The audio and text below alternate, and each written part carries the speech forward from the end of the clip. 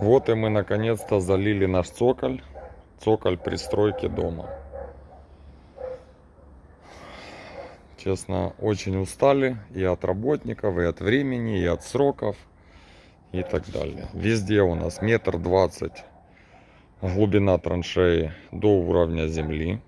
20 сантиметров подсыпано щебенью.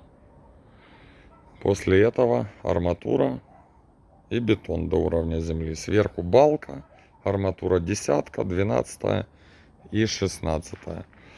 Здесь у нас угол торчит, как и с той стороны. Это для противопожарной стены.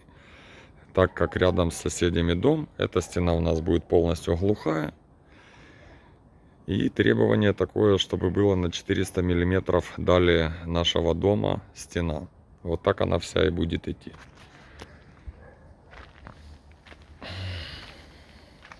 Бетона ушло очень много. Месили с пропорцией 1:3,6.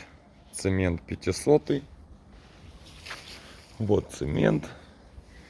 Ушло порядка 150-200 мешков.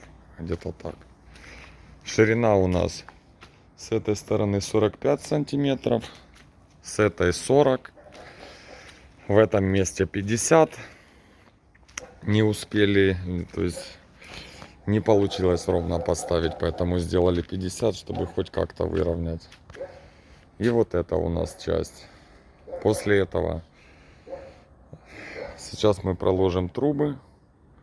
Вода была проложена, но она по центру кухни выходила. Проложим ее возле цоколя, чуть выше на 20 сантиметров, потому что теплый пол будет, утеплитель и так далее. Вода у нас уложена в кожу, просто в шланг, в трубу точнее.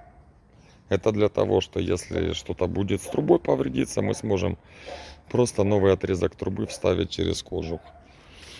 Тут будут это все выравниваться, засыпаться глиной, заливаться водой, потом песком, трамбоваться. После этого также будет арматура. И так вот будем делать наш пол. Сегодня продолжали делать наш заезд. Я видео сегодня сбрасывал. Вот такой у нас заезд. Немножко осталось. Это дождепринимателя 3. 4 там в углу, и вода выходит, чтобы машину помыть там или мало ли. Осталось в углу довязать, и все будет хорошо. Между домом и нашим въездом тоже выкопали 50 сантиметров яму, засыпали щебенью, арматуру и 30 сантиметров бетона. Это будет как и отмостка. Со временем уровень и двора, всего остального поднимется. Поэтому, ребята, стройка продолжается. Всем пока и спасибо, что смотрели.